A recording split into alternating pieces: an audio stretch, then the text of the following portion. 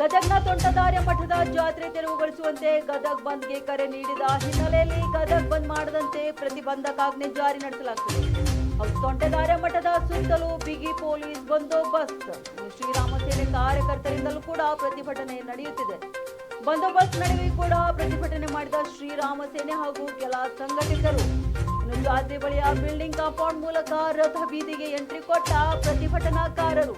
ಶ್ರೀರಾಮ ಸೇನೆ ಮುಖಂಡ ರಾಜು ಖಾನಪ್ಪನವರವರ ನೇತೃತ್ವದಲ್ಲಿ ನಡೆಯುತ್ತಿದೆ ಪ್ರತಿಭಟನೆ. ಪುರುಷರು ಸೇರಿ ಮಹಿಳೆಯರು ಕೂಡ ಪ್ರತಿಭಟನೆಯಲ್ಲಿ ಭಾಗಿಯಾಗಿದ್ದಾರೆ. ಇನ್ನು ಜಾತ್ರೆಯಲ್ಲಿನ ಅಂಗಡಿಗಳನ್ನು ಕೂಡ ತೆರವುಗೊಳಿಸುವಂತೆ ಆಗ್ರಹಿಸಿದ್ದಾರೆ. ಹೌದು, ತೋಂಟದಾರ್ಯ ಮಠದ ವಿರುದ್ಧ ತೋಂಟದಾರ್ಯ ಟ್ರೇಡಿಂಗ್ ಕಂಪನಿ ಅಂತ ಧಿಕ್ಕಾರ ಕೂಗಿ ಆಕ್ರೋಶವನ್ನು ವ್ಯಕ್ತಪಡಿಸಿದ್ದಾರೆ.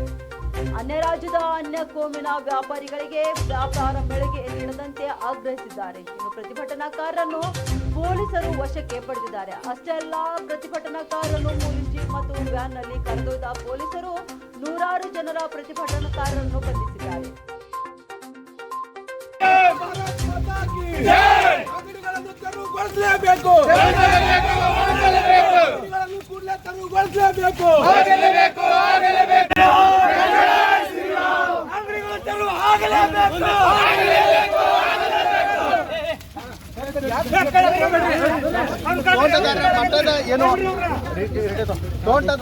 ಶ್ರೀರಾಮ್ ಸೇನೆ ಇವತ್ತು ಗದಗ್ ಬಂದ್ ಕರೆ ನೀಡಿದ್ದು ಪ್ರತಿಭಟನೆ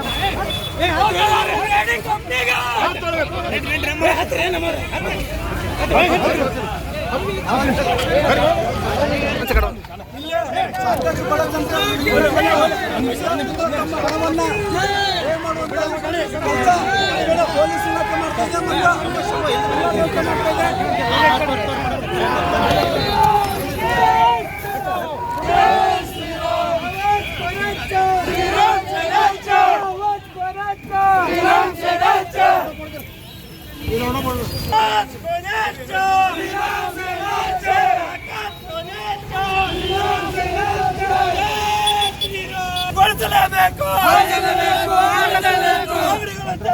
ಇಲಾಖೆ ಗೊಳಿಸಲೇಬೇಕು.